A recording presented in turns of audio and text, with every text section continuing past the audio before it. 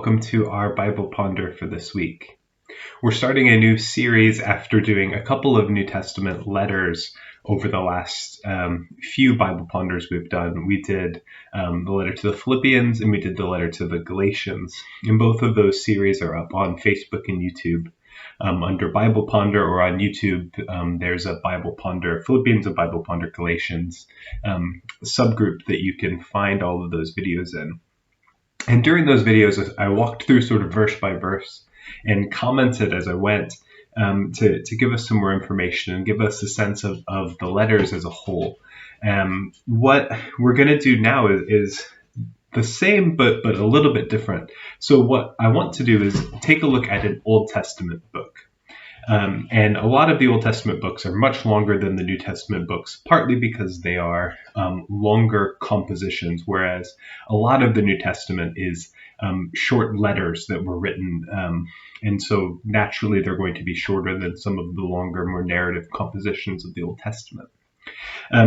But I'll look first at a bit of a shorter one, and I think it will be instructive for us to see a few things about Old Testament literature and how it kind of functions.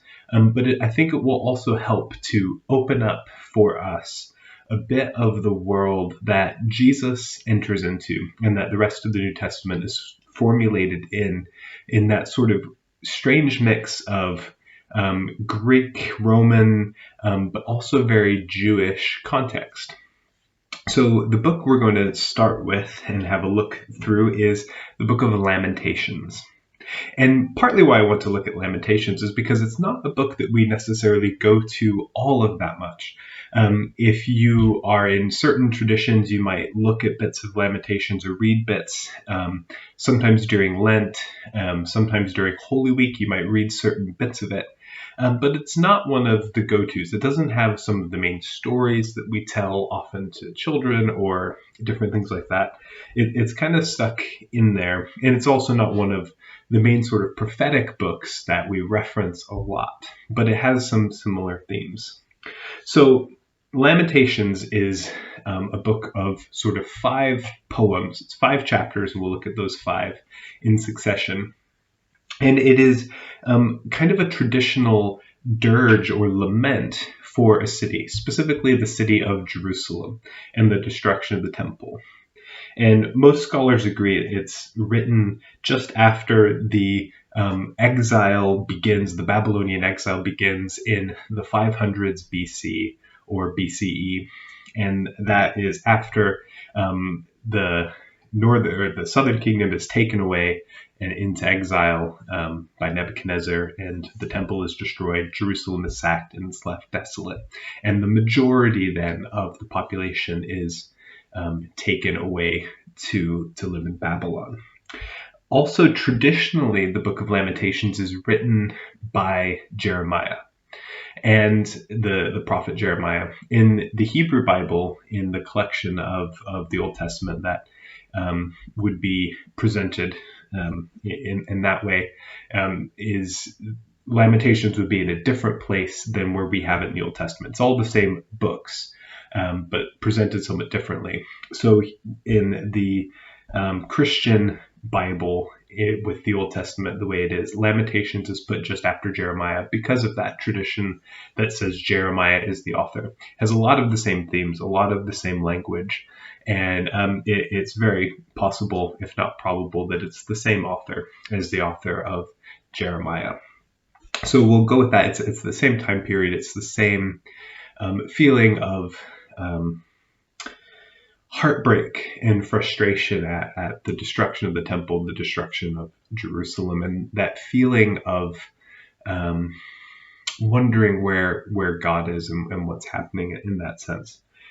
Another big reason I want to look at this is because of the way it speaks about Jerusalem and the temple. I think gives us so much information for what is going on in the interplay between Jesus and the Pharisees, Jesus and the leaders of Jerusalem, as sort of even a different group than the Pharisees.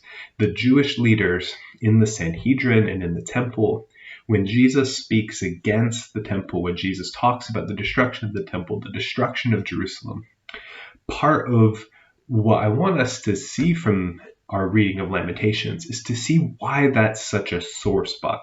It's not something that is outside the realm of possibility, and it's something that is really, really meaningful to them.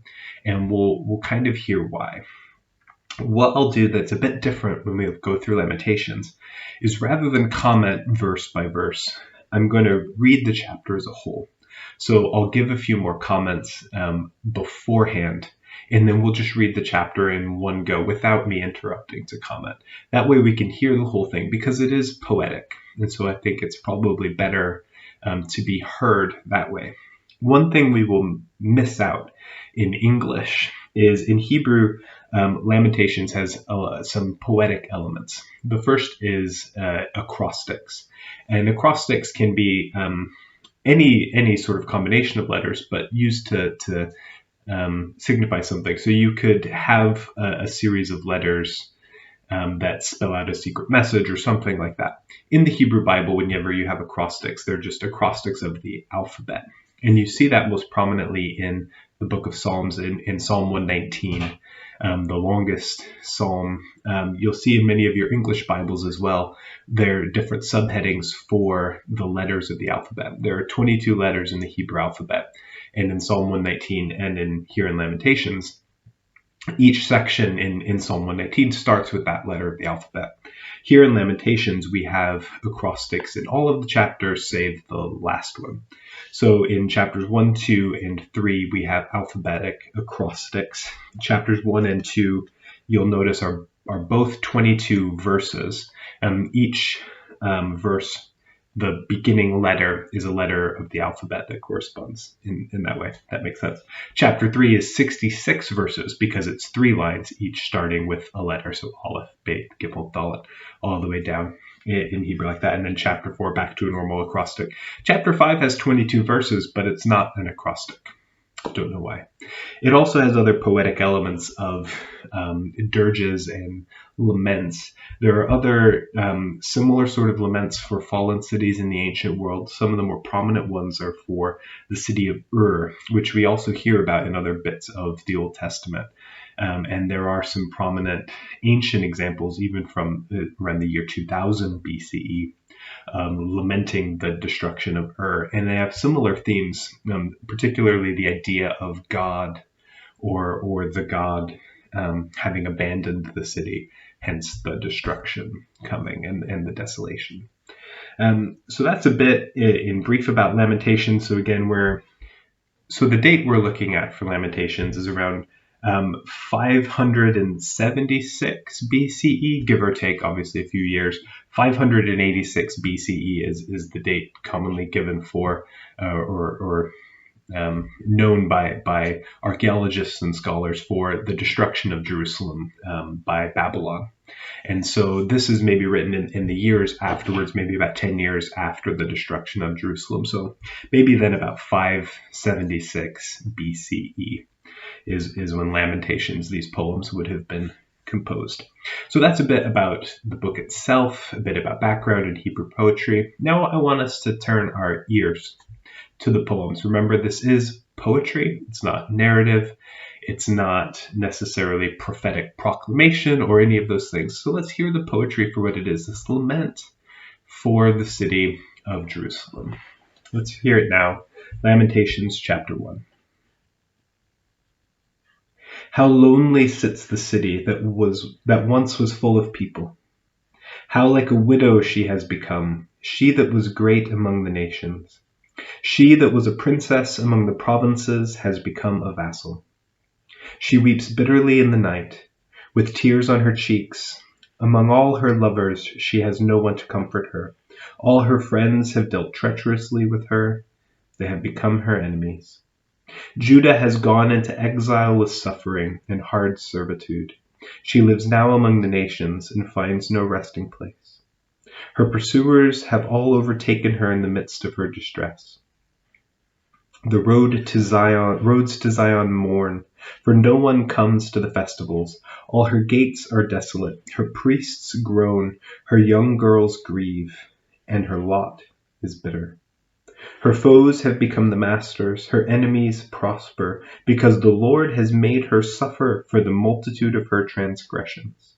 Her children have gone away, captives before the foe. From daughter Zion has departed all her majesty. Her princes have become like stags that find no pasture. They fled without strength before the pursuer.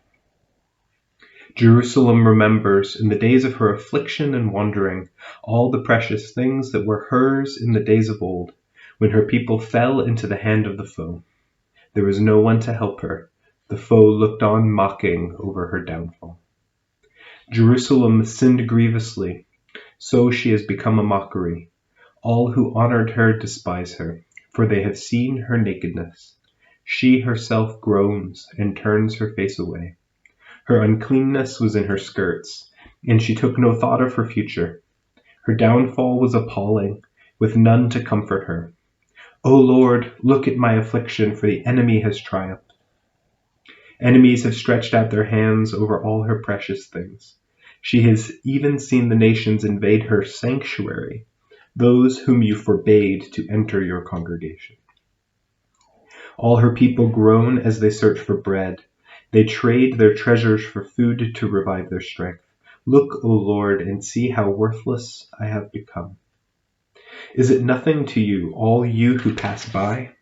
Look and see if there is any sorrow like my sorrow, which was brought upon me, which the Lord inflicted on the day of his fierce anger. From on high he sent fire. It went deep into my bones. He spread a net for my feet. He turned me back. He has left me stunned, faint all day long. My transgressions were bound into a yoke. By his hand they were fastened together.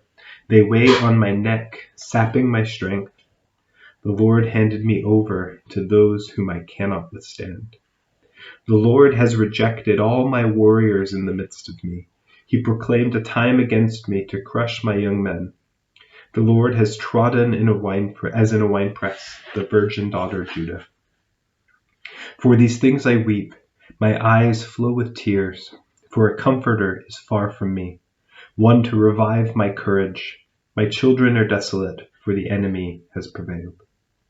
Zion stretches out her hands, but there is no one to comfort her. The Lord has commanded against Jacob that his neighbors should become his foes. Jerusalem has become a filthy thing among them. The Lord is in the right, for I have rebelled against his word. But hear, all you peoples, and behold my suffering. My young women and young men have gone into captivity. I called to my lovers, but they deceived me. My priests and elders perished in the city while seeking food to revive their strength. See, O Lord, how distressed I am. My stomach churns, my heart is wrung within me, because I have been very rebellious. In the street the sword breathes, in the house it is like death. They heard how I was groaning, with no one to comfort me. All my enemies heard of my trouble. They are glad that you have done it. Bring on the day you have announced, and let them be as I am. Let all their evil doing come before you, and deal with them as you have dealt with me, because all of my transgressions, for my groans are many, and my heart is faint. So a few things to pull out of there, just as a bit to bring this to a close. The first is that the writer of this definitely sees this as punishment for sin, that God is just and righteous for having Jerusalem destroyed, for allowing or causing this to happen. And it is because of sin, not an individual sin. Again, it's not this individualistic mindset that we have in our day. It's not as if there were a certain number of people who did a certain amount of sins and therefore reached kind of a tipping point in which God goes, okay, now you're too evil and I will destroy you. But this idea of sort of corporate sin, of collective sin, that there was just an abandonment of God and of following the law and all of these things that then led to their punishment. And there are a few other things to note, specifically in verse 10, there is mention of people entering the sanctuary of non-Jews or not, pagan people from Babylon entering the sanctuary, entering the temple itself, which would have been forgiven, something that would have been very, very painful for them as a people. So those are a few things to pull out there in Lamentations 1. Again, you can see how powerful and how precious the city and the temple were for these people. And then on as you get into the time of Jesus, when the temple is rebuilt, when Jerusalem is restored, although they are under Roman rule, the city is there. People are able to then use the roads. Again, there's that mention of no one coming for the festivals. The roads are empty, and the sadness there. And at the time of Jesus, the roads are not empty. People are coming to Jerusalem again. The temple has been rebuilt. And so for Jesus to then come and start talking about the destruction of Jerusalem, the destruction of temple again, you could see how that really would have been a sore spot for them. So thanks for joining us this evening. I hope that you've taken away a few little nuggets from this. So join us next week as we look at the second acrostic poem in Lamentations, chapter 2. Thanks, everyone. Have a good evening.